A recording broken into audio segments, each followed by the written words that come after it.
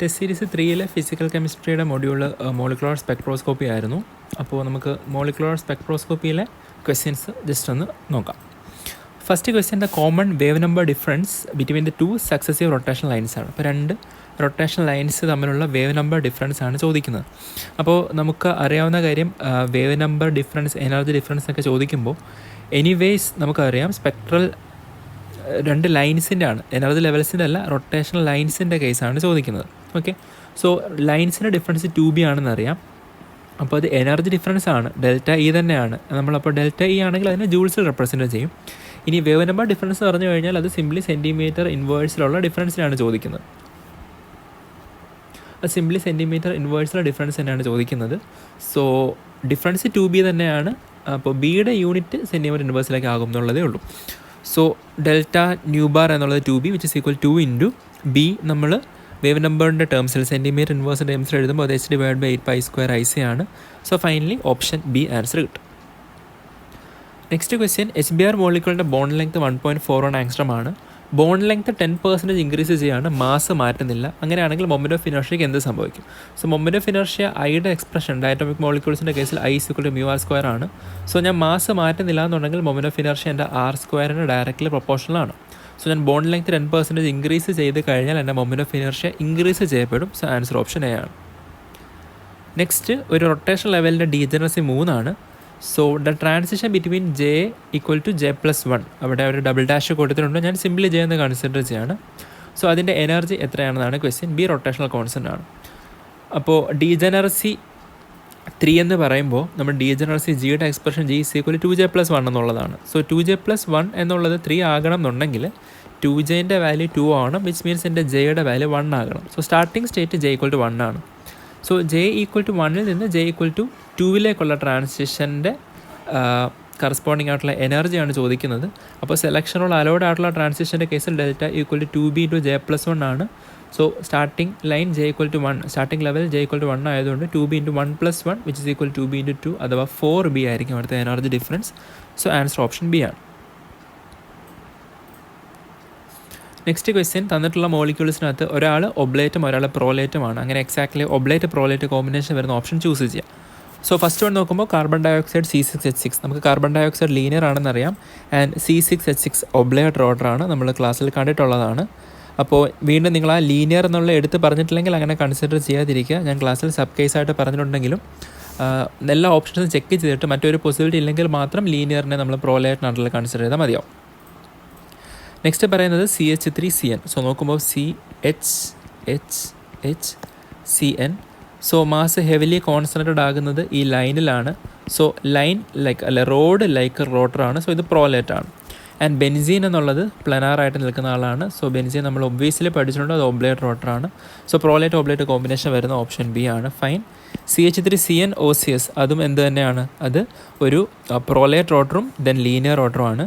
C6H6NH3 C6H6 എന്ന് പറയുമ്പോഴത്തേക്ക് അത് വീണ്ടും നിങ്ങളുടെ ഒബ്ലേറ്റ് റോട്ടറാണ്. ആൻഡ് അമോണിയയും അതുപോലെ ഒരു ഒബ്ലേറ്റ് റോട്ടറാണ്. ഓക്കെ, സോ NH3യുടെ കാൽക്കുലേഷൻ ഒബ്ലേറ്റ് ആകുന്നത് എങ്ങനെയാണെന്നുള്ള കാൽക്കുലേഷൻ നമ്മൾ കണ്ടിട്ടുണ്ട്. Simply moment of inertia through 3 axis നോക്കിയാൽ മതിയാവും. നെക്സ്റ്റ് ക്വസ്റ്റ്യൻ, കാർബൺ ഡയോക്സൈഡിൻ്റെ കേസിൽ ഏത് സ്റ്റേറ്റ്മെൻ്റ് ആണ് റൊട്ടേഷണൽ രാമൻ സ്പെക്ട്രത്തിൻ്റെ കേസിൽ കറക്റ്റായിട്ട് വരുന്നത് എന്നുള്ളതാണ് ക്വസ്റ്റ്യൻ. സോ കാർബൺ ഡയോക്സൈഡിൻ്റെ കേസിൽ നമുക്കറിയാം അവിടെ ടോട്ടൽ 4 വൈബ്രേഷണൽ മോഡ്സ് ആണുള്ളത്. ഒരു symmetric stretch, then asymmetric stretch, then in plane bending and then out of plane bending. അപ്പോൾ asymmetric stretch dipole moment create ചെയ്യും എന്നുള്ളത് കാരണം, ഡൈനാമിക് ഡൈപോൾ മൊമെൻറ്റ് ക്രിയേറ്റ് ചെയ്യും എന്നുള്ളത് കാരണം എസിമെട്രിക് സ്ട്രെച്ച് എന്നുള്ളത് IR ആക്റ്റീവ് ആണ്. ഇൻ പ്ലെയിൻ ബെൻഡിങ്ങും ഡൈപോൾ മൊമെൻറ്റ് ജനറേറ്റ് ചെയ്യുന്ന കാരണം അതും IR ആക്റ്റീവ് ആണ്. ഔട്ട് ഓഫ് പ്ലെയിൻ ബെൻഡിങ്ങും IR ആക്റ്റീവ് ആണ്. പക്ഷേ മ്യൂച്വൽ എക്സ്പ്രഷൻ പ്രിൻസിപ്പിൾ പ്രകാരം നെസസറിലി ഈ പറയുന്ന 3 മോഡുകളും രാമൻ ഇനാക്റ്റീവ് ആയേ പറ്റൂ. സോ രാമൻ ആക്റ്റീവ് ആകുന്ന ഒരേ ഒരു മോഡ് എന്നുള്ളത് ഏതാണ്? അത് നമ്മളുടെ സിമെട്രിക് സ്ട്രെച്ചിങ് മോഡാണ്. സോ ഇനി നമുക്ക് ഓപ്ഷൻസ് ചെക്ക് ചെയ്യാം. Symmetric stretch is Raman active, ശരിയാണ്. സിമെട്രിക് സ്ട്രെച്ച് മാത്രമാണ് രാമൻ ആക്റ്റീവ്. എസിമെട്രിക് സ്ട്രെച്ച് അല്ല, ബെൻഡിങ് അല്ല, ഓൾ 3 മോഡും രാമൻ ആക്റ്റീവ്. ഈ 3 ഓപ്ഷൻസും തെറ്റാണ്. സോ ഫസ്റ്റ് ഓപ്ഷൻ മാത്രമാണ് കറക്റ്റായിട്ട് വരിക. Next question, A typical linear molecule HCN with B = 0.6 at room temperature given KBT = 184 BHC, then the rotational state having the largest population. Okay, so largest population J max കണ്ടുപിടിക്കുകയാണ് question. So J മാക്സിൻ്റെ expression root of KT by 2BHC minus half.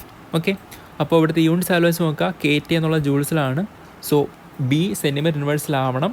So BHC എന്നുള്ളത് final ജൂൾസിലായിട്ട് unitless ആയിട്ട് മാറും. So ക്വസ്റ്റ്യനിൽ KTൻ്റെ value 184 BHC എന്ന് പറയുന്നുണ്ട്. So KTക്ക് 184 BHC കൊടുക്കുക. സോ BHC കട്ടാവും. 184 ഡിവൈഡഡ് ബൈ 2, അത് അപ്രോക്സിമേറ്റ് എത്രയാണ് വരിക? 92 ആണ്. So root of 92 minus half. So 81ൻ്റെ റൂട്ട് 9 ആണ്, 100ൻ്റെ റൂട്ട് 10 ആണ്. സോ റൂട്ട് ഓഫ് 92 എന്നുള്ളത് ഏകദേശം 9.5 ആയിട്ട് കിട്ടും. So 9.5 minus half is equal to 9. Option c ആയിരിക്കും answer. Next question, which of the following gases of diatomic molecule is Raman, IR and NMR active? മൂന്നും ആക്റ്റീവായിട്ട് വരുന്ന ഏതാണ്? സോ H2 കൺസിഡർ ചെയ്യുമ്പോൾ ഹോമോഡയറ്റമിക് മോളിക്യൂൾ ആയതുകൊണ്ട് തന്നെ, സോ H2 എന്നുള്ളത് ഹോമോഡയറ്റമിക് മോളിക്യൂൾ ആയതുകൊണ്ട് അവിടെ ഡൈനാമിക് ഡൈപോൾ മൊമെൻറ്റ് ജനറേറ്റഡ് ആവില്ല. സോ അത് IR ഇനാക്റ്റീവ് ആണ്. ഓപ്ഷൻ എ എലിമിനേറ്റ് ചെയ്യാം. ദെൻ 12C16O നമ്മൾ കൺസിഡർ ചെയ്യുമ്പോൾ അത് NMR ഇനാക്റ്റീവ് ആണ്. കാരണം 12 കാർബണും 16 ഓക്സിജനും രണ്ടും ഈവൻ കോമ്പിനേഷൻസ് ആണ്. NMR ഇനാക്റ്റീവ് ആണ്. 1H35Cl കൺസിഡർ ചെയ്യുന്ന സമയത്ത് അവിടെ രാമൻ ആക്ടിവിറ്റി ഉണ്ട്, നമുക്കറിയാം. റൊട്ടേഷണൽ രാമൻ ആക്ടിവിറ്റി പോസിബിൾ ആണ്. ദെൻ IR ആക്റ്റീവ് ആണ്, കാരണം ഹെഡ്രോഡൈനാമിക് മോളിക്യൂൾ ആണ്. NMR ആക്റ്റീവ് ആണ്, കാരണം പ്രോട്ടോണും ക്ലോറിനും രണ്ടാൾക്കാരും ആക്റ്റീവ് ആണ്. ഇനി O16 വീണ്ടും ഹോമോഡൈനാമിക് മോളിക്യൂൾ ആയതുകൊണ്ട് IR ഇനാക്റ്റീവ് ആണ്. സോ ആകെ ഓപ്ഷൻ സി മാത്രമാണ് ആൻസർ ആയിട്ട് വരിക. ഇനി അസറ്റൈൻ മോളിക്യൂളിൻ്റെ കേസിൽ IR ആക്റ്റീവ് മോഡ്സ് ഏതൊക്കെയാണെന്ന് ചോദ്യം. So C triple bond CH. So first ആണ് കാണിക്കുന്നത് സിമെട്രിക് സ്ട്രെച്ച് ആണ്, ഡൈപോൾ മൊമെൻറ്റ് ചേഞ്ച് ഇല്ലാത്തതുകൊണ്ട് ഒന്നാമത്തെ ആൾ IR ഇനാക്റ്റീവ് ആണ്. ദെൻ nu2 എന്ന് പറയുന്നത് നമുക്ക് ചെക്ക് ചെയ്യാം. nu2 എന്ന് പറയുമ്പോൾ അവിടെ കാർബൺ ഇങ്ങോട്ടേക്ക് വരുന്നു, ദെൻ ഈ കാർബൺ അങ്ങോട്ടേക്ക് പോകുന്നു, ഹൈഡ്രജൻ ഇങ്ങോട്ടേക്ക് വരുന്നു. ഓക്കെ, nu2 കൺസിഡർ ചെയ്യുമ്പോൾ ഈ കാണുന്ന ഹൈഡ്രജൻ ആറ്റം അത് ലെഫ്റ്റിലേക്ക് സ്ട്രെച്ച് ഔട്ട് ചെയ്യുകയാണ്. ഈ കാണുന്ന കാർബൺ ആറ്റം ഒന്ന് റൈറ്റിലേക്ക് പോകുന്നു, ഈ കാണുന്ന കാർബൺ ആറ്റവും അതേപോലെ ഒന്ന് റൈറ്റിലേക്ക് പോവുകയാണ്. ദെൻ ഈ ഹൈഡ്രജൻ ആറ്റത്തിൻ്റെ ബേസിസിൽ 2 ഡയറക്ഷൻസിലേക്ക് ആരോ കാണിച്ചിട്ടുണ്ട്. ഇതിലേതോ ഒരു ആരോ ഡ്യൂപ്ലിക്കേറ്റഡ് ആണ്. സോ അത്തരത്തിൽ എസിമെട്രിക് ഈ സ്ട്രെച്ചിങ് അങ്ങനെ പലതും പല ഡയറക്ഷൻസിലേക്ക് സ്ട്രെച്ചിങ് വരുമ്പോഴത്തേക്ക് അൾട്ടിമേറ്റ്ലി അവിടെ ഒരു ഡൈപോൾ മൊമെൻറ്റിൻ്റെ ജനറേഷൻ ഉണ്ടാവും. ഓക്കെ, ഈ 2 ആരോ കാണിക്കുന്നത് ഈ ബോണ്ട് ഷോർട്ടൺഡ് ആകുന്നുണ്ട് എന്നുള്ള ആംഗിളാണ് കേട്ടോ. സോ അത് നമ്മുടെ സൊല്യൂഷനിൽ കാണാനായിട്ട് പറ്റും. ഹൈഡ്രജൻ സ്ട്രെച്ച് ചെയ്യുന്നു, ഈ കാർബൺ ഇങ്ങോട്ടേക്ക് വരുന്നു, ആ കാർബൺ അങ്ങോട്ടേക്ക് പോകുന്നു, ഹൈഡ്രജൻ ലെഫ്റ്റിലേക്കും റൈറ്റിലേക്കും സ്ട്രെച്ച് ഔട്ട് ചെയ്ത് തന്നെ പോവാണ്. സോ ഫൈനലി അങ്ങനെ നോക്കുമ്പോഴത്തേക്ക് അതൊരു എസിമെട്രിക് മോഡ് ആയതുകൊണ്ട് തന്നെ ഡൈപോൾ മൊമെൻറ്റിന് ചേഞ്ച് ഉണ്ടാവും. സോ അതെന്താണ്, ഒരു IR ആക്റ്റീവ് മോഡായിട്ട് വരും. ദെൻ ഞാൻ തേർഡ് വൺ കൺസിഡർ ചെയ്യുമ്പോഴത്തേക്ക് ഹൈഡ്രജൻ എബോവ് ദ പ്ലെയിനിലേക്ക് വരുന്നു, കാർബൺ എബോവ് ദ പ്ലെയിനിലേക്ക് പോവുകയും താഴേക്ക് വരികയും ചെയ്യുന്നു. ദെൻ ഇതും അതുപോലെ ബിലോ ദ പ്ലെയിൻ മുകളിലേക്ക്, എബോവ് ദ പ്ലെയിൻ താഴേക്ക്, ബിലോ ദ പ്ലെയിൻ മുകളിലേക്ക്. സോ നിങ്ങൾ ആ ആരോയേക്കാൾ ഉപരി അവരുടെ stretchings above the plain, below the plain consider ചെയ്യുന്ന സമയത്ത് നമുക്ക് മനസ്സിലാവും എഫക്റ്റീവ്ലി വീണ്ടും ഡയറക്ഷൻസ് ഒപ്പോസ് ചെയ്തിട്ട് കാർബൺ താഴേക്ക് പോകുന്നു, കാർബൺ മുകളിലേക്ക് വരുന്നു. സോ ആ 2 ഡൈപോൾ മൊമെൻറ്റ്സ് ക്യാൻസൽ ഔട്ട് ആവും. ഹൈഡ്രജൻ മുകളിലേക്ക് വരുന്നു, ഹൈഡ്രജൻ താഴേക്ക് പോകുന്നു. സോ അവിടെയും ജനറേറ്റ് ചെയ്യപ്പെടുന്ന ഡൈപോൾ മൊമെൻറ്റ് ക്യാൻസൽ ഔട്ട് ആയി പോകും. സോ എഫക്റ്റീവ്ലി വീണ്ടും ഈ വൈബ്രേഷൻ കാരണം ഒരു ഡൈനാമിക് ഡൈപോൾ മൊമെൻറ്റ് ജനറേറ്റ് ചെയ്യപ്പെടുന്നില്ല. സോ ഇതും IR ഇനാക്റ്റീവ് ആണ്. ലാസ്റ്റ് വൺ കൺസിഡർ ചെയ്യുന്ന സമയത്ത് 2 ഹൈഡ്രജൻസ് മുകളിലേക്കും 2 കാർബൺസ് താഴേക്കുമാണ് പോകുന്നത്. സോ അങ്ങനെ പോകുമ്പോഴത്തേക്ക് എഫക്റ്റീവ്ലി ഹൈഡ്രജൻ മുകളിലേക്ക് ഒരു പൊസിഷൻ ചേഞ്ച് വരുന്ന കാരണം അവിടെ ഡൈപോൾ മൊമെൻറ്റ് ജനറേറ്റ് ചെയ്യുകയും അത് IR ആക്റ്റീവ് ആവുകയും ചെയ്യും. So option D nu2 and nu4 ആണ് കറക്റ്റ് ആൻസർ ആയിട്ട് വരിക. Next, the diatomic molecule HBr. Next question, the diatomic molecule HBr has an absorption line in the rotational band at 60 cm inverse for the isotope 79Br. So Br 79 use ചെയ്യുമ്പോഴത്തേക്ക് HBrൻ്റെ കേസിൽ absorption line വരുന്നത് 60 cm ഇൻവേഴ്സിലാണ്. The corresponding line for the isotope 81Br will be shifted by approximately. So 79 ബ്രോമിന് പകരം 81 bromine ആണെന്നുണ്ടെങ്കിൽ ആ ലൈൻ്റെ shifting എങ്ങോട്ടായിരിക്കും എന്നുള്ളത്. അപ്പോൾ നമ്മൾ മനസ്സിലാക്കേണ്ട കാര്യം ഐസോട്രോപിക് സബ്സ്റ്റിറ്റ്യൂഷൻ്റെ കേസിൽ പഠിച്ചിട്ടുണ്ട്, അവിടെ ബോണ്ട് ലെങ്ത്തിന് ചേഞ്ച് ഉണ്ടാകാനായിട്ട് പോകുന്നില്ല. ഓക്കെ, സോ ഫൈനലി അവിടെ വാല്യൂ ചേഞ്ച് വരുന്നത് ബിക്കാണല്ലേ. സോ ബീൻ്റെ expression B is equal to H divided by 8π² IC എന്നുള്ളതാണ്. അഥവാ 8π² Iക്ക് പകരം ഞാൻ μr² എന്ന് കൊടുത്തു കഴിഞ്ഞാൽ നിങ്ങളുടെ എല്ലാ ടേംസും കോൺസ്റ്റൻ്റ് ആയിരിക്കും അല്ലേ. മ്യൂ ഒഴിച്ച് ബാക്കി എല്ലാവരും കോൺസ്റ്റൻ്റ് ആയിരിക്കും. ബോണ്ട് ലെങ്ത് ഒഴിച്ച് ബാക്കി ആരും ചേഞ്ച് ആയിട്ട് പോകുന്നില്ല. സോ ഐസോട്രോപിക്കിൽ സബ്സ്റ്റിറ്റ്യൂട്ട് ചെയ്യുമ്പോഴത്തേക്ക് എൻ്റെ പുതിയ B value okay. So first b വാല്യൂവിന് B1 എന്നും പുതിയ B2 എന്നും കൊടുത്താൽ B2 divide by B1 simple എന്തായിട്ട് മാറും? അത് μ1 ഡിവൈഡ് ബൈ μ2 എന്നായിരിക്കും മാറുക. ദെർഫോർ എൻ്റെ പുതിയ ബി വാല്യൂ കണ്ടുപിടിക്കാൻ വേണ്ടിയിട്ട് B2 is equal to B1 into B1 എത്രയാണ്? ക്വസ്റ്റ്യനിൽ പറയുന്നുണ്ട് absorption line the rotational band at 60 centimetre inverse അല്ലേ. ദെർഫോർ B2 എന്നുള്ളത് B1 into μ1 divide by μ2. So അത് തന്നെയാണ് ഇവിടെ സൊല്യൂഷനിൽ ചെയ്തിട്ടുള്ളതും. μ1 ഡിവൈഡ് ബൈ μ2 ചെയ്യുമ്പോഴത്തേക്ക് അൾട്ടിമേറ്റ്ലി എൻ്റെ വാല്യൂ 59.98 എന്ന് കിട്ടും. അപ്പോൾ നിങ്ങൾ ഇവിടെ നോക്കുമ്പോൾ ഞാൻ അബ്സല്യൂട്ട്ലി ബി തന്നെ അല്ല എടുത്തിട്ടുള്ളത്, ബി തന്നെ എടുക്കാം. അതല്ലാന്നുണ്ടെങ്കിൽ റൊട്ടേഷണൽ സ്പേസിങ് 2B ആയിട്ട് കൺസിഡർ ചെയ്യാം. ഇവിടെ ക്വസ്റ്റ്യനിൽ പറഞ്ഞിട്ടുള്ളത് ആകെ 60 സെൻറ്റിമീറ്റർ ഇൻവേഴ്സ് എന്ന് പറഞ്ഞിട്ടുള്ളൂ. സോ നിങ്ങളവിടെ ബോധഡ് ആവണ്ട അത് ബി ആണോ അല്ലയോ എന്നുള്ളത്, 2B ആണോ 4B ആണോ എന്താണെന്നുള്ളതിനെ പറ്റി ബോധഡ് ആവണ്ട. എനിവേസ് ഒരു ബിയുടെ മൾട്ടിപ്പിൾ ആയിരിക്കും. ഓക്കെ. സോ ഞാൻ അതിന് 60 സെൻറ്റിമീറ്റർ ഇൻവേഴ്സാണ് കൺസിഡർ ചെയ്യുന്നതെന്നുണ്ടെങ്കിൽ ആ 60 സെൻറ്റിമീറ്റർ ഇൻവേഴ്സിൻ്റെ കാണപ്പെടുന്ന ലൈൻ എനിവേസ് μ1 ബൈ μ2 എന്ന റേഷ്യയിലായിരിക്കും ഷിഫ്റ്റഡ് ആവുക. സോ എനിക്ക് 59.98 സെൻറ്റിമീറ്റർ ഇൻവേഴ്സിലായിരിക്കും ആ പറഞ്ഞ ലൈൻ. അത് 2B ആണെങ്കിൽ 2B, 4B ആണെങ്കിൽ 4B, ഏതാണെങ്കിലും അവിടെ ആയിരിക്കും എനിക്ക് പൊസിഷൻ കിട്ടുക. വിച്ച് മീൻസ് ഒരു 0.02 സെൻറ്റിമീറ്റർ ഇൻവേഴ്സിൻ്റെ ഷിഫ്റ്റ് ആയിരിക്കും നമ്മൾ കാണുക. ആൻസർ ഓപ്ഷൻ എ ആയിരിക്കും. ഇനി അടുത്ത ഇൻകറക്റ്റ് സ്റ്റേറ്റ്മെൻ്റ് ആണ് ചോദിക്കുന്നത്. N2O2 C2 and HCl IR absorption can be observed only in HCl molecule. HCl കേസിൽ മാത്രമാണ് ഒബ്സർവ് ചെയ്യാൻ പറ്റുക എന്നുള്ളതാണ് പറയുന്നത്. കാരണം N2O2 C2 എല്ലാം ഹോമോഡൈനാമിക് മോളിക്കുലസ് ആയതുകൊണ്ട് അവർ IR ഇനാക്റ്റീവ് ആണ്. സോ ഒന്നാമത്തെ പോയിന്റ് കറക്റ്റാണ്. അടുത്തത് HCl and CCl for both exhibit rotational Spectra. Okay. So രണ്ടുപേരും റൊട്ടേഷണൽ സ്പെക്ട്ര എക്സിബിറ്റ് ചെയ്യുന്നതാണ്. അത് റോങ് ആണ്. കാരണം CCl4ൻ്റെ കേസിൽ എന്താ സംഭവിക്കുക? CCl4 ഒരു പെർഫെക്റ്റ് ടെട്രാഹെഡ്രലാണ് അല്ലേ, point group high symmetry point ഗ്രൂപ്പാണ്. അപ്പോൾ നമുക്കറിയാം അതൊരു സ്ഫെറിക്കൽ ടോപ്പ് ആയതുകൊണ്ട് തന്നെ റൊട്ടേഷണൽ സ്പെക്ട്രം എക്സിബിറ്റ് ചെയ്യില്ല. ദെർഫോർ അവിടെ ഒരു ഡൈപോൾ മൊമെൻറ്റ് ജനറേറ്റ് ചെയ്യപ്പെടില്ല. സോ അത് മൈക്രോവേവ് ഇനാക്റ്റീവ് ആയിരിക്കും. ഇനി അടുത്ത രണ്ട് പോയിന്റ്സ് നമുക്ക് വീണ്ടും ചെക്ക് ചെയ്യാം. H2CO HCl and HBr molecules give Raman Spectra.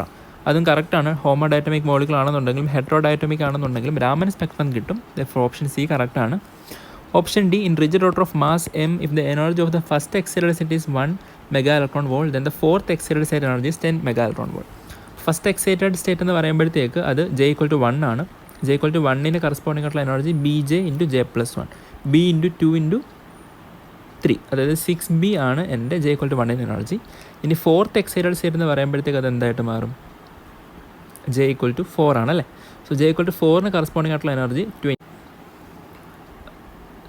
J=1ന് corresponding ആയിട്ടുള്ള എനർജി EJ എന്നുള്ളത് BJ × J+1 അഥവാ 2B ആണ്. ഓക്കെ. സോ 2B എന്നുള്ളത് 1 MeV ആണെന്നുണ്ടെങ്കിൽ 20B എന്നുള്ളത് എന്തായിരിക്കും? അത് 10 MeV ആയിരിക്കും. സോ ഓപ്ഷൻ ഡിയും കറക്റ്റാണ്. സോ കൂട്ടത്തിലെ ഇൻകറക്റ്റ് സ്റ്റേറ്റ്മെൻറ്റ് ഓപ്ഷൻ ബി മാത്രമാണ്.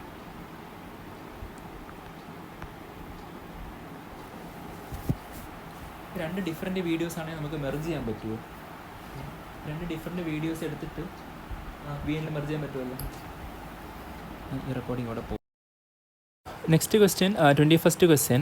The fundamental and first overtone transitions of 14 and 16O are centered at values പറഞ്ഞിട്ടുണ്ട്. ഫണ്ടമെൻ്റൽ ബാൻഡിൻ്റെ ഫസ്റ്റ് ഓവർടോണിൻ്റെ വാല്യൂസ് പറഞ്ഞിട്ടുണ്ട്. അങ്ങനെയാണെങ്കിൽ 0 പോയിൻറ്റ് എനർജി കണ്ടുപിടിക്കുക എന്നുള്ളതാണ്.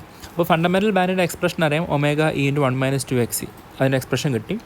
ഫസ്റ്റ് ഓവർടോണിൻ്റെ എക്സ്പ്രഷനും ഉണ്ട്, കാരണം അത് 2ω e × 1 - 3x ആണ്. അത് നമുക്കറിയാം.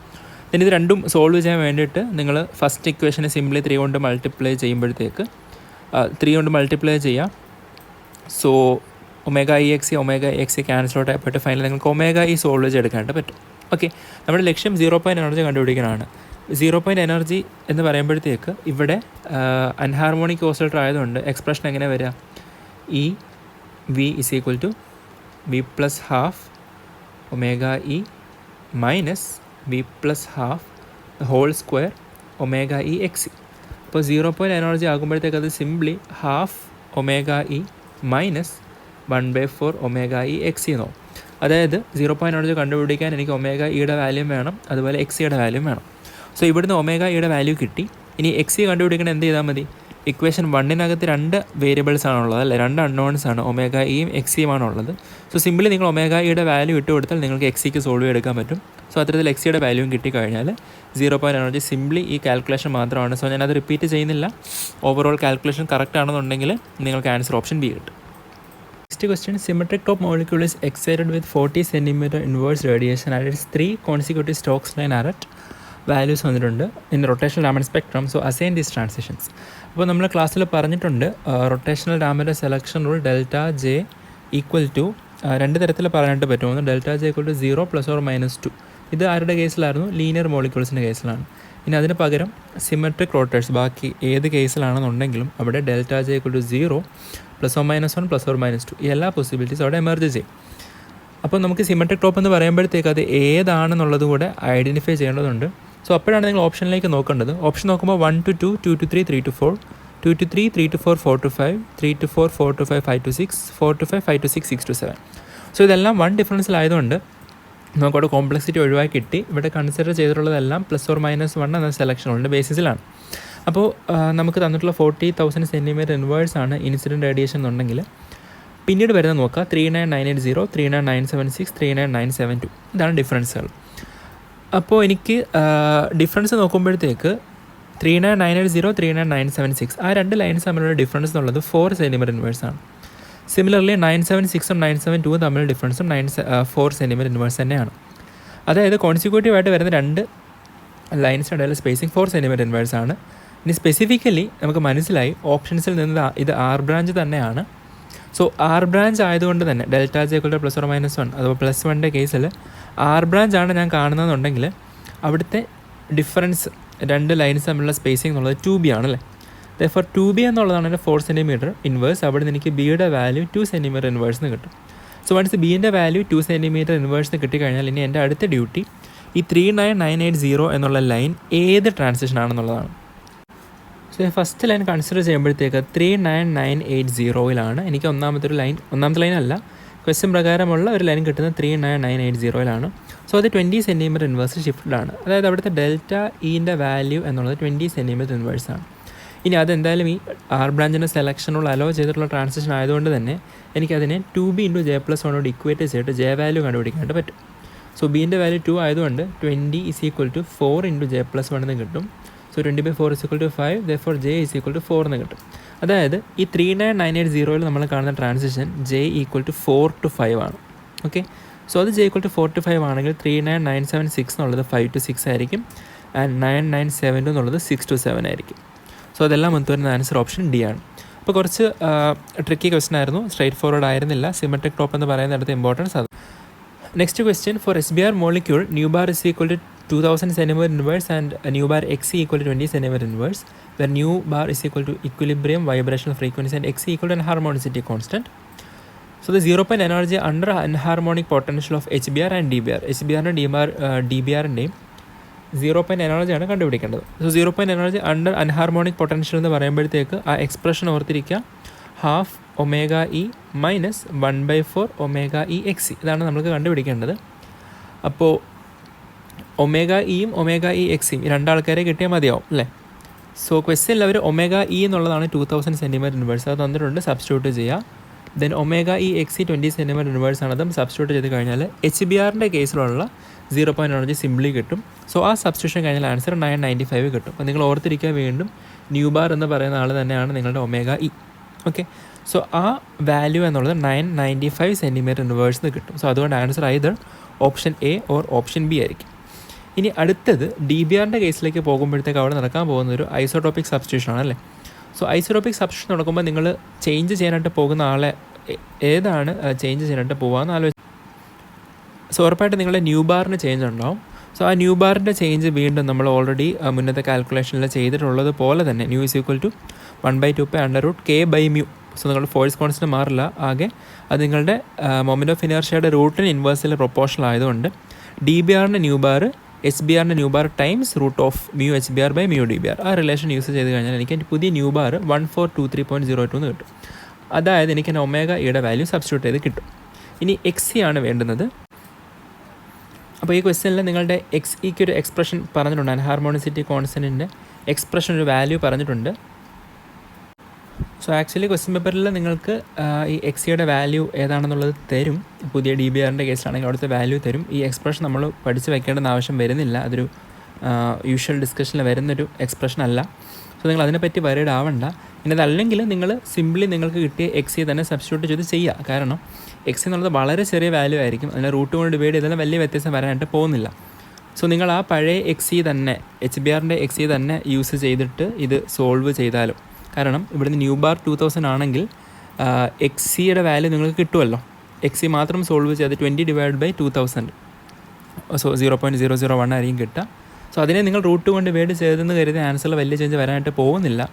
സോ അതുകൊണ്ട് തന്നെ നിങ്ങൾക്ക് ഈവൻ എക്സി തന്നിട്ടില്ലെങ്കിൽ പോലും HBRൻ്റെ എക്സി തന്നെയാണ് DBRൻ്റെ എക്സി എന്ന് അസ്യൂം ചെയ്താലും നിങ്ങൾക്ക് സംവെയർ അറൗണ്ട് 700 ഓർ എനിക്ക് എത്ര ആക്ച്വൽ വാല്യൂ എന്ന് അറിയില്ല, but may be around 700 or 720 നിങ്ങൾക്ക് ആൻസർ കിട്ടുമായിരിക്കും. സോ അതൊരിക്കലും ഓപ്ഷൻ എ അല്ല എന്ന് ക്ലിയർ ആവുന്ന സ്ഥിതിക്ക് നമുക്ക് ഡയറക്റ്റ്ലി ആൻസർ ഓപ്ഷൻ ഡി കൊടുക്കാവുന്നതാണ്. ഓക്കെ, സോ അതാണ് നിങ്ങളുടെ 23rd question. Then 24th question, the smallest displacement in rotational Raman for oxygen is 56.4 centimeter inverse. So the internuclear distance between the atoms. അപ്പോൾ 16 O2 the smallest ഓക്സിജൻ്റെ കേസിൽ O2 എന്നുള്ളതിൽ നിങ്ങളുടെ even transitions absent ആയിരിക്കും. നോക്കണം, ഞാൻ ഈവൻ ലൈൻ എന്നല്ല, even transition കുറച്ചും കൂടെ ക്ലിയർ ആയിട്ട് പറഞ്ഞതാണ്. സോ നിങ്ങളുടെ 0 to 2 ട്രാൻസിഷൻസ് ഫോർബിഡൻ ആണ്, 1 to 3 അലൗഡ് ആണ്, 2 to 4 ഫോർബിഡൻ ആണ്, 3 to 5 അലൗഡ് ആണ്, ദെൻ 4 to 6 ഫോർബിഡൻ ആണ്. അങ്ങനെയാണ് നിങ്ങൾ ട്രാൻസിഷൻസ് പോവുക. ഓക്കെ, സോ 0 to 2 എന്ന് പറയുമ്പോഴത്തേക്ക് അത് 6Bയിലാണ് നിങ്ങളുടെ ഫസ്റ്റ് ഡിഫറൻസ് വരിക. സോ നിങ്ങൾക്ക് 6B ലൈൻ കാണില്ല. ഫസ്റ്റ് ലൈൻ ഉണ്ടാകുന്നത് 10Bയിലായിരിക്കും, 10B. ദെൻ 14Bയിൽ നിങ്ങൾക്ക് ലൈൻ ഇല്ല, അടുത്തത് 18Bയിലാണ്. ദെൻ 22Bയിൽ ലൈൻ ഇല്ല, ദെൻ അടുത്തത് വരുന്നത് 24Bയിലാണ്, 26Bയിലാണ്. സോ നിങ്ങൾ ഡിഫറൻസുകൾ നോക്കുമ്പോൾ ഫസ്റ്റ് നിങ്ങൾക്ക് 10Bയിൽ ഒരു ലൈൻ കിട്ടും, 10B ഡിഫറൻസിൽ ഒരു ലൈൻ കിട്ടും. ദെൻ അടുത്ത ലൈൻ 4B കൂടെ മാറിയിട്ടാണ് നമ്മൾ എക്സ്പെക്റ്റ് ചെയ്യുക, പക്ഷേ ഒരു ലൈൻ ഇല്ലാത്തതുകൊണ്ട് നിങ്ങൾക്ക് 8B മാറിയിട്ട് അടുത്ത ലൈൻ കിട്ടും. ദെൻ വീണ്ടും ഒരു 8B മാറിയിട്ട് അടുത്ത ലൈൻ കിട്ടും. സോ സ്മോളസ്റ്റ് ഡിസ്പ്ലേസ്മെൻറ്റ് എന്ന് പറയുമ്പോഴത്തേക്ക് മനസ്സിലാക്കുക അത് 8B ആണ്. സോ ഇതിൻ്റെ റീസൺ ന്യൂക്ലിയർ സ്പിൻ സ്റ്റാറ്റിസ്റ്റിക്സ് ആണ്, നമ്മളത് ഡിസ്കസ് ചെയ്തിരുന്നു. സോ 8B സ്പേസിങ്ങിൽ നമുക്ക് ലൈൻസ് കിട്ടി തുടങ്ങും. സോ ആ 8Bൻ്റെ വാല്യൂ ആണ് ക്വസ്റ്റ്യൻ പ്രകാരം 56.4 centimeter inverse. സോ അവിടുന്ന് Bൻ്റെ വാല്യൂ 7.5 എന്ന് കിട്ടും. സോ B കിട്ടിക്കഴിഞ്ഞാൽ R കണ്ടുപിടിക്കുക എളുപ്പമാണ്. അത് H/8π² ICക്ക് ഐക്ക് μr² സബ്സ്റ്റിറ്റ്യൂട്ട് ചെയ്താൽ മതിയാവും. സോ R കണ്ടുപിടിക്കുന്നത് ഇനി സിമ്പിളാണ്. നിങ്ങൾക്കറിയാം റെഡ്യൂസ്ഡ് മാസ് ഓക്സിജൻ്റെ കേസിൽ ആ വാല്യൂം സബ്സ്റ്റിറ്റ്യൂട്ട് ചെയ്ത് കൊടുത്തു കഴിഞ്ഞാൽ ഫൈനലി യൂണിറ്റ് കൂടെ ഒന്ന് ടേക്ക് കെയർ ചെയ്തിരിക്കാം. സോ ഫൈനലി നമുക്ക് എന്ത് കിട്ടും? Answer radius 0.53 angstrom. So answer option D ആയിരിക്കും. ഓക്കെ, അപ്പോൾ ഈ ക്വസ്റ്റ്യനിൽ നിങ്ങൾ മാസ് ഒന്ന് നോക്കുക. നിങ്ങൾ അറ്റോമിക് മാസ് AMUലല്ല ഇടുന്നത്, അതിന് കിലോഗ്രാമേക്കുള്ള കൺവേർഷൻ വരുന്നുണ്ട്. സോ അതാണ് നിങ്ങൾ കാണുന്നത്. ഓക്കെ, സോ അവിടെ ആകെ ആ യൂണിറ്റിൻ്റെ കേസ് മാത്രമാണ് പ്രത്യേകം ശ്രദ്ധിക്കേണ്ടത്. Next question, the spacing between 2 consecutive S branch lines of the rotational Raman spectrum of hydrogen gas is 350.5 centimeter inverse. So S branch എന്ന് പറയുമ്പോഴത്തേക്ക് അവിടുത്തെ സെലക്ഷൻ റൂൾ എന്ന് ആലോചിച്ച് നോക്കിയേ. S branch എന്ന് പറയുമ്പോഴത്തേക്ക് അവിടുത്തെ സെലക്ഷൻ റൂൾ ±2 ആണ്. സോ നമുക്ക് അവിടെ 2 S branch ലൈൻസ് തമ്മിലുള്ള സ്പേസിങ് എന്തായിരിക്കും? 2B, അത് 2B അല്ല മറിച്ച് 4B ആണ് അല്ലേ. ഫസ്റ്റ് ലൈൻ ആണെന്നുണ്ടെങ്കിൽ 6Bയും തുടർന്ന് വരുന്ന എല്ലാവരും 4B ആയിരിക്കും. അത് നമ്മൾ കണ്ടിട്ടുണ്ട്. സോ 2 കോൺസിക്യൂട്ടീവ് ലൈൻസിൻ്റെ സ്പേസിങ് 350.5 ആണെന്ന് പറയുന്നുണ്ട്. And then after excitation with a laser of wavelength 630.5 the Stokes lines appeared at 13711.2 centimeter inverse for a particular energy level. So the wave number in centimeter inverse at which Stokes lines will appear for the next higher energy level is. So അടുത്ത Stokes line എവിടെ ആയിരിക്കും വരിക, അതിന് corresponding ആയിട്ടുള്ള wave number എത്രയാണെന്നുള്ളതാണ് question. Okay, spacing between 2 consecutive S branch lines. അപ്പോൾ ഓർത്തിരിക്കുക 2 S branch ലൈൻസിലെ spacing ആണ് ചോദിച്ചിട്ടുള്ളത്. അപ്പോൾ നമുക്ക് കൺഫ്യൂഷൻ വരും, അത് 6B ആണോ 4B ആണോ എന്ന് എടുക്കണമെന്ന്. അപ്പം നിങ്ങൾ ഒന്നും കൂടെ നോട്ട് ചെയ്യുക, 2 S branch ലൈൻസിൻ്റെ സ്പേസിംഗ് എന്നാണ് എടുത്ത് പറയുന്നത്.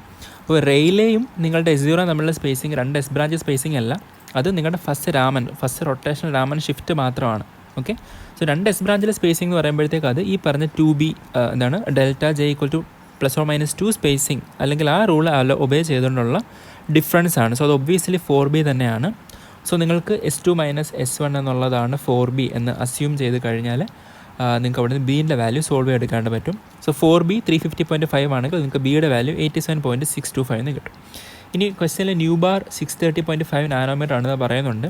പക്ഷേ നമ്മൾക്ക് കണ്ടുപിടിക്കേണ്ടത് വേവ് നമ്പർ സെൻറ്റിമീറ്റർ ഇൻവേഴ്സിലായതുകൊണ്ട് എന്ത് ചെയ്താൽ മതി, 630.5 നാനോമീറ്ററിനെ നിങ്ങൾ സെൻറ്റിമീറ്റർ ഇൻവേഴ്സിലേക്ക് കൺവേർട്ട് ചെയ്യാം. ഓക്കെ, ന്യൂ ബാർ അവർ തന്നിട്ടുള്ളത് സിംപ്ലി ലാംഡയുടെ ടേംസിലാണെന്നുണ്ടെങ്കിൽ എന്ത് ചെയ്താൽ മതി, അതിനെ ജസ്റ്റ് 1/λ ആണല്ലോ നിങ്ങളുടെ ന്യൂ ബാർ എന്ന് പറയുന്നത്.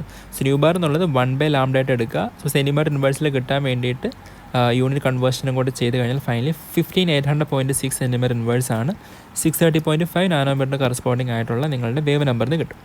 സോ സ്റ്റോക്സ് ലൈൻ അപ്പിയർ ചെയ്യുന്നത് 13711.2-ലാണെന്ന് പറയുന്ന സ്ഥിതിക്ക് നമ്മളുടെ ഷിഫ്റ്റ് നമുക്ക് നോക്കാം. 15800.6-ലാണ് ഒന്ന് വരുന്നത്. ദെൻ 13711.20 ഒരു സ്റ്റോക്സ് ലൈൻ വരുന്നുണ്ടെങ്കിൽ 13711.20 -4B ആയിരിക്കും അടുത്ത സ്റ്റോക്സ് ലൈൻ അല്ലേ.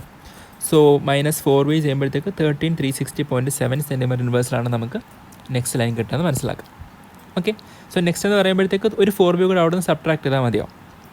ഓക്കെ അല്ലേ.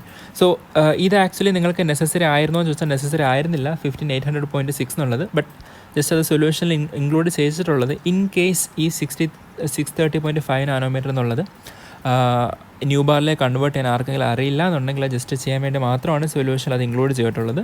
നിങ്ങൾ ഇത്തരത്തിലാണ് ലാംഡയെ ന്യൂ ബാറിലേക്ക് കൺവേർട്ട് ചെയ്യാം. നമുക്ക് എനിവേസ് അതിന് ആവശ്യം വരുന്നില്ല ഈ ക്വസ്റ്റ്യൻ സോൾവ് ചെയ്യാനായിട്ട്. സോ 13711.2-ലാണോ ലൈൻ കിട്ടിയെങ്കിൽ നെക്സ്റ്റ് ലൈൻ അവിടെ നിന്ന് സിംപ്ലി 4B സബ്ട്രാക്ട് ചെയ്താൽ മതിയാവും. സോ 4B എന്നുള്ളത് നിങ്ങളുടെ 350.5 ആണ്. സോ ആൻസർ ഓപ്ഷൻ ബി തന്നെയാണ് വരുന്നത്.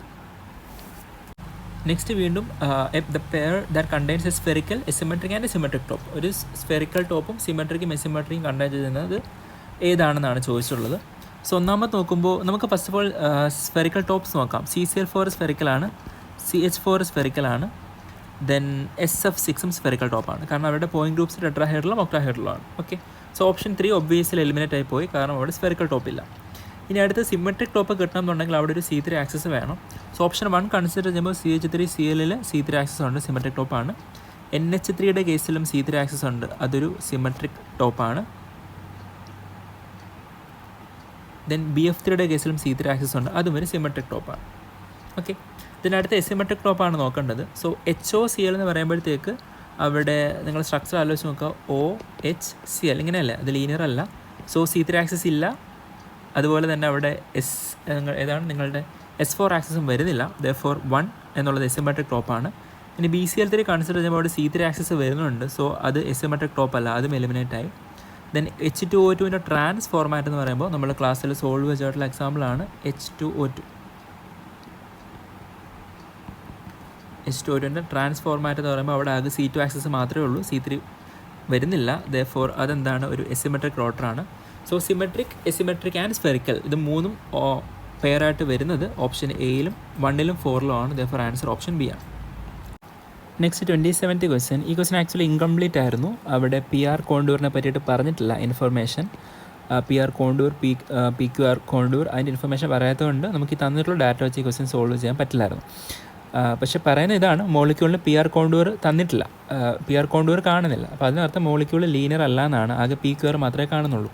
സോ ലീനിയർ വരുന്ന പോയിന്റ് ഗ്രൂപ്പ്സ് എലിമിനേറ്റ് ചെയ്യാം. C∞Vയും D∞Hഉം രണ്ടാൾക്കാരും പോകും.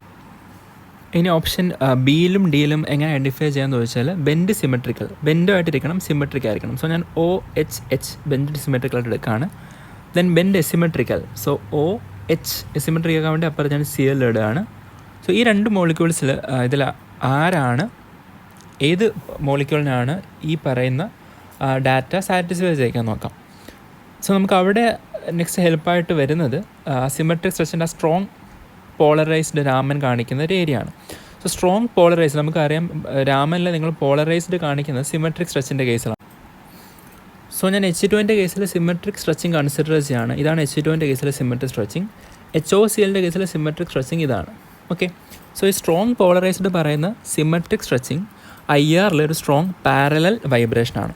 സോ ഈ സിമെട്രിക് സ്ട്രെച്ചിങ് H2ൻ്റെ കേസിൽ എന്ത് തന്നെയാണ്, H2ൻ്റെ കേസിൽ എൻ്റെ C2 ആക്സസ് ഉള്ളതുകൊണ്ട് അതിന് അബൌട്ടായിട്ട് സിമെട്രിക്കലി സ്ട്രെച്ച് ചെയ്യുന്നതുകൊണ്ട് ഈ സിമെട്രിക് സ്ട്രെച്ചിങ് എന്ന് പറയുന്ന ആൾ ഒരു പാരലൽ വൈബ്രേഷൻ കൂടാണ്.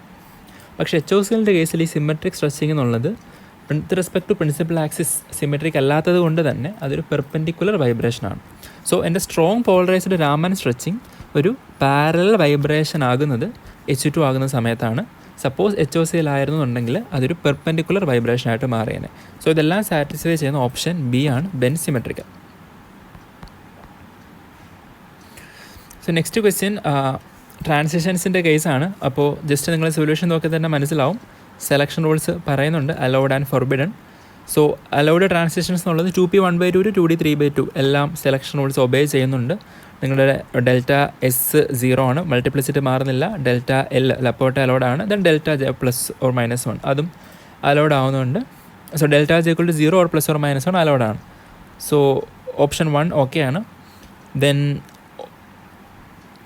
ഓപ്ഷൻ 2 ഫോർബിഡൻ ട്രാൻസിഷൻ ആണെന്നാണ് പറയുന്നത്. നിങ്ങൾ ആ ഫോർബിഡൻ എന്ന ടേം ശ്രദ്ധിക്കണേ. ഇതെല്ലാം അലൗഡ് എന്നല്ല, ഒന്ന് മാത്രം അലൗഡ്, ബാക്കി രണ്ട് ഫോർബിഡൻ എന്നാണ് പറയുന്നത്. സോ രണ്ടാമത്തെ ഫോർബിഡൻ ആണ്, കാരണം അവിടെ നിങ്ങളുടെ ഡെൽറ്റ ജെ 2 ആണ്. സോ 1ഉം 2ഉം സ്റ്റേറ്റ്മെൻറ്റ്സ് കറക്റ്റാണ്. മൂന്നാമത്തെ സ്റ്റേറ്റ്മെൻറ്റ് 2p3/2 2d 5/2 ഇതെല്ലാം സെലക്ഷനുള്ള ഒബേ ചെയ്യുന്നതാണ്. സോ ഇത് അലൗഡ് ട്രാൻസിഷൻ ആണ്, ഇത് ഫോർബിഡൻ എന്ന് പറയുന്നത് തെറ്റാണ്. ദെൻ ലാസ്റ്റ് വൺ അലൗഡ് ആണെന്നാണ് പറയുന്നത്, പക്ഷേ D2S ട്രാൻസിഷൻ ലപ്പോട്ട് അലൗഡ് അല്ല. സോ 3ഉം 4ഉം ഇൻകറക്റ്റ് സ്റ്റേറ്റ്മെൻറ്റ്സ് ആണ്. So correct statement 1 and 2, therefore answer option B ആയിരിക്കും. Next, if the exciting line in an experiment is 5460 angstrom and the Stokes line is at 5520 angstrom, the wavelength of the anti-Stokes line. അങ്ങനെയാണെങ്കിൽ anti-Stokes ലൈൻസിൻ്റെ wave length ആണ് ചോദിക്കുന്നത്. So ഇങ്ങനത്തെ questions വരുമ്പോഴത്തേക്ക് നിങ്ങൾ എപ്പോഴും എന്ത് ചെയ്യുക, ഈ വേവ് ലെങ്ത്തിനെ ലാംഡ മീറ്ററിൽ അല്ലെങ്കിൽ ആങ്സ്ട്രത്തിലോ അതുപോലെ നാനോമീറ്ററിലൊക്കെ തരുകയാണെന്നുണ്ടെങ്കിൽ ഫസ്റ്റ് ഓഫ് ഓൾ അതിനെ നിങ്ങൾ സെൻറ്റിമീറ്റർ ഇൻവേഴ്സിലേക്ക് കൺവേർട്ട് ചെയ്യുക. സെൻറ്റിമീറ്റർ ഇൻവേഴ്സിലേക്ക് കൺവേർട്ട് ചെയ്തിട്ട് വേണം ചെയ്യാനായിട്ട്. സോ ഫസ്റ്റ് ലൈൻ 5460 പറഞ്ഞാൽ അവിടുത്തെ കറസ്പോണ്ടിങ് നിങ്ങൾ കൺവേർഷൻ ചെയ്ത് കഴിയുമ്പോഴത്തേക്ക് ന്യൂ ബാർ 18315 എന്ന് കിട്ടും. ഓക്കെ, സോ കറസ്പോണ്ടിങ്ങിൽ 5520 നിങ്ങൾക്ക് സ്റ്റോക്സ് കിട്ടുന്നതെന്നുണ്ടെങ്കിൽ അപ്പോൾ നിങ്ങൾ നമ്പർ കൂടി അത് ആൻറ്റി സ്റ്റോക്സ് ആണല്ലോ എന്ന് കരുതരുത്, കാരണം ഇവിടെ വേവ് ലെങ്ത് ആണ് തന്നിട്ടുള്ളത്. സോ 5520 കൺവേർട്ട് ചെയ്യുമ്പോഴത്തേക്ക് അത് 18116 എന്നായിരിക്കും നമുക്ക് കിട്ടുക. ദെയർഫോർ വേവ് നമ്പർ ഡിഫറൻസ് നിങ്ങൾക്ക് ന്യൂ ബാറിൻ്റെ ടേംസിൽ wave number difference 199 centimetre inverse ആണെന്ന് കിട്ടും. സോ നിങ്ങൾക്കറിയാം സ്റ്റോക്സ് ലെഫ്റ്റിലേക്കും ആൻറ്റി സ്റ്റോക്സ് റൈറ്റിലേക്കുമാണ്. സോ സ്റ്റോക്സ് ലെഫ്റ്റിലേക്ക് 199 ആണെന്നുണ്ടെങ്കിൽ ആൻറ്റി സ്റ്റോക്സ് റൈറ്റിലേക്ക് 199 ആയിരിക്കും അല്ലേ.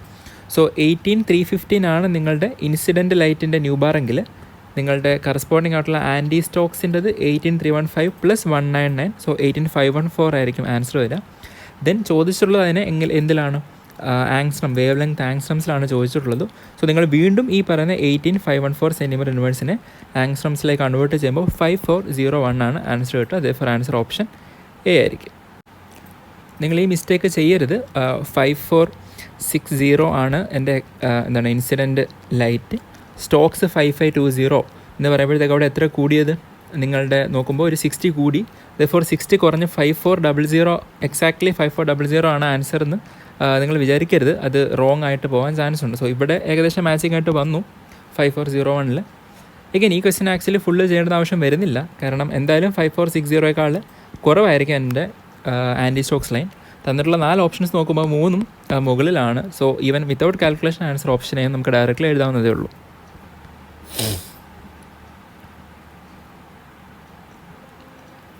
നെക്സ്റ്റ് ക്വസ്റ്റ്യൻ H2ൻ്റെ റെഡ്യൂസ്ഡ് മാസ് തന്നിട്ടുണ്ട്. ഇക്വിലിബ്രിയം ഇൻ്റർന്യൂക്ലിയർ ഡിസ്റ്റൻസ് അതിൻ്റെ വാല്യൂ തന്നിട്ടുണ്ട്. അങ്ങനെയാണെങ്കിൽ rotational energy in terms of J എനിക്ക് എങ്ങനെ എഴുതാൻ പറ്റും എന്നുള്ളതാണ്. സോ റൊട്ടേഷണൽ എനർജിയുടെ എക്സ്പ്രഷൻ EJ = BJ × J+1 എന്നുള്ളതാണ്. അത് നമുക്കറിയാം. ദെൻ ഒരു മൊമെൻറ്റ് ഓഫ് ഇനേർഷ്യയുടെ വാല്യൂ ഡയറക്റ്റ്ലി ക്വസ്റ്റ്യനിൽ തന്നിട്ടുണ്ട്. കിലോഗ്രാം SI യൂണിറ്റിൽ തന്നെയാണ്. ദെൻ R ഇൻ്റർന്യൂക്ലിയർ ഡിസ്റ്റൻസും അങ്ങനെ തന്നെയാണ് തന്നിട്ടുള്ളത്. സോ അവിടെ നിന്ന് എനിക്ക് സോൾവ് ചെയ്ത് കഴിഞ്ഞാൽ എനിക്ക് എൻ്റെ B വാല്യൂ കിട്ടും. പക്ഷേ ക്വസ്റ്റ്യൻ അതല്ല, സിംപ്ലി അവർ ചോദിച്ചിട്ടുള്ളത് ഈ പറഞ്ഞതിനെ എനിക്ക് ജൂൾസിലോ അങ്ങനെയൊന്നും അല്ല, മറിച്ച് ഇലക്ട്രോൺ വോൾട്ട്സിൽ റെപ്രസെൻറ്റ് ചെയ്യുമ്പോൾ അല്ലെങ്കിൽ മില്ലി ഇലക്ട്രോൺ വോൾട്ട്സിൽ റെപ്രസെൻറ്റ് ചെയ്യുമ്പോൾ എങ്ങനെയാണ് എൻ്റെ യൂണിറ്റ് മാറുക എന്നുള്ളതാണ് ക്വസ്റ്റ്യനിൽ ചോദിച്ചിട്ടുള്ള കാര്യം. അപ്പോൾ നിങ്ങൾ എന്ത് ചെയ്താൽ മതി, BJ × J+1 എന്തായാലും നിങ്ങളുടെ J × J+1 ചേഞ്ച് വരാനായിട്ട് പോകുന്നില്ല. കാരണം എനർജിയുടെ യൂണിറ്റ് തീരുമാനിക്കുന്നത് B ആണ്. B ജൂൾസിലാണെന്നുണ്ടെങ്കിൽ നിങ്ങളുടെ എനർജി ജൂൾസിലായിരിക്കും. B സെൻറ്റിമീറ്റർ ഇൻവേഴ്സിലാണെങ്കിൽ സെൻറ്റിമീറ്റർ ഇൻവേഴ്സിലായിരിക്കും എനർജി പ്രസൻറ്റ് ചെയ്യുക. ഇനി B ഇലക്ട്രോൺ വോൾട്ട്സിലാണെങ്കിൽ ഇലക്ട്രോൺ വോൾട്ട്സ്, മില്ലി ഇലക്ട്രോൺ വോൾട്ട്സിലാണെങ്കിൽ മില്ലി ഇലക്ട്രോൺ വോൾട്ട്സ്. സോ നിങ്ങൾ ഈ ക്വസ്റ്റ്യൻ വളരെ സിമ്പിളാണ്. നിങ്ങൾ B ജൂൾസിൽ കണ്ടുപിടിക്കുക. സോ അത് h² / 8π² ആയി യൂസ് ചെയ്ത് നിങ്ങൾ ജൂൾസിൽ കണ്ടുപിടിക്കുക. ദെൻ ജൂൾസിൽ കണ്ടുപിടിച്ചിട്ടുള്ള ആൾ നിങ്ങൾ എങ്ങോട്ടേക്ക് കൺവേർട്ട് ചെയ്യുക, ഇലക്ട്രോൺ വോൾട്ട്സിലേക്ക് കൺവേർട്ട് ചെയ്യുക. നമുക്ക് യൂണിറ്റ് അറിയാമല്ലോ, 1 ഇലക്ട്രോൺ വോൾട്ട് = 1.6 × 10⁻⁻19 ജൂൾ. അപ്പോൾ നിങ്ങൾക്ക് ജൂൾസിൽ കിട്ടിയ ക്വാണ്ടിറ്റി എന്ത് ചെയ്താൽ മതി, സിംപ്ലി 1.6 × 10⁻⁻19 കൊണ്ട് നിങ്ങൾ ഡിവൈഡ് ചെയ്താൽ മതിയാവും. അപ്പോൾ ഡിവൈഡ് ചെയ്ത് കഴിഞ്ഞാൽ നിങ്ങൾക്ക് എന്ത് കിട്ടും, ഇലക്ട്രോൺ വോൾട്ട്സിലെ യൂണിറ്റും കിട്ടും. സോ അതാണ് ഈ സ്റ്റെപ്പിൽ ചെയ്തിട്ടുള്ളത്. നിങ്ങളിവിടെ നോക്കിയാൽ മനസ്സിലാവും, ജൂൾസിനെ ഇലക്ട്രോൺ വോൾട്സിലേക്ക് കൺവേർട്ട് ചെയ്യാൻ വേണ്ടി 1.6 × 10⁻⁹ കൊണ്ട് ഡിവൈഡ് ചെയ്തു. ദെൻ ഇലക്ട്രോൺ വോൾട്സിലൊരു വാല്യൂ കിട്ടി. ദെൻ അതിനെ മില്ലി ഇലക്ട്രോൺ വോൾട്ടിലേക്ക് ആക്കാൻ വേണ്ടിയിട്ട് 10⁻³ ഇലക്ട്രോൺ വോൾട്ട് എന്നുള്ളത് 7.5 മില്ലി ഇലക്ട്രോൺ വോൾട്ട് ആണെന്ന് കിട്ടും. സോ 7.5 ഓപ്ഷൻ ഇല്ല എന്ന് കരുതിയിട്ട് ഒന്നുമില്ല എന്ന് കരുതരുത്. സോ നിങ്ങൾ സിംപ്ലി ബീനെ എന്താക്കി മാറ്റുകയാണ് ചെയ്തത്, ജൂൾസിൽ ഉള്ള ബി. ഇപ്പോൾ ഞാൻ ബീനെ ജൂൾസിലിട്ട് കഴിഞ്ഞാൽ ആ ബി എന്നുള്ളത് ശരിക്കും 7.5 ടൈംസ് ബി ആയിരിക്കും. എവിടെ? ബിയുടെ യൂണിറ്റ് മില്ലി ഇലക്ട്രോൺ വോൾട്ടിലാണെന്നുണ്ടെങ്കിൽ. ഓക്കെ, സോ ആ ഒരു കൺവേർഷനാണ്. അതായത് നിങ്ങൾ സിംപ്ലി നോക്കുകയാണെങ്കിൽ ജൂൾസിലുള്ള ക്വാണ്ടിറ്റിയെ മില്ലി ഇലക്ട്രോൺ വോൾട്സിലേക്ക് ആക്കുമ്പോൾ ഒരു 7.5 ഡിഫറൻസ് ആണ് വരിക എന്ന് മനസ്സിലാക്കും. സോ 7.5 ഞാൻ സിംപ്ലി 15/2 എന്ന് കൊടുത്തു കഴിഞ്ഞാൽ എൻ്റെ എനർജിയുടെ expression EJ = 15/2 BJ × J+1, where B is in milli electron volt. ഇനി ബി ജൂൾസിലാണെന്നുണ്ടെങ്കിൽ EJ = സിംപ്ലി BJ × J+1. എങ്ങനെയാണ്? ബി സെൻറ്റിമീറ്റർ ഇൻവേഴ്സിലാണെങ്കിൽ. ഇനി ബി ജൂൾസിലാണെന്നുണ്ടെങ്കിലും ഈ എക്സ്പ്രഷൻ തന്നെ യൂസ് ചെയ്താൽ മതിയാവും. ഓക്കെ, അപ്പോൾ അത് ക്ലിയർ ആണെന്ന് കരുതുന്നു. ഓൾറൈറ്റ്, അപ്പോൾ ഇത്രയും കാര്യങ്ങളാണ് സ്പെക്ട്രോസ്കോപ്പിൽ ഡിസ്കസ് ചെയ്യാനുള്ളത്. ഈ ക്വസ്റ്റ്യൻ കുറച്ച് ട്രിക്കി ആയിരുന്നു. കുറച്ചധികം കാൽക്കുലേഷൻസ് ഇൻവോൾവ് ആണ്. അത് ഒഴിച്ച് നിർത്തി കഴിഞ്ഞാൽ കൂടുതൽ നിങ്ങൾക്ക് ചെയ്യാൻ പറ്റുന്ന ടൈപ്പ് ഓഫ് ക്വസ്റ്റ്യൻസ് തന്നെയായിരുന്നു. ഓക്കെ, അപ്പോൾ എന്തെങ്കിലും ഡൗട്ട്സ് ഉണ്ടെങ്കിൽ നമുക്ക് ഡിസ്കഷനിൽ അത് ക്ലിയർ ചെയ്യാം. Okay, thank you.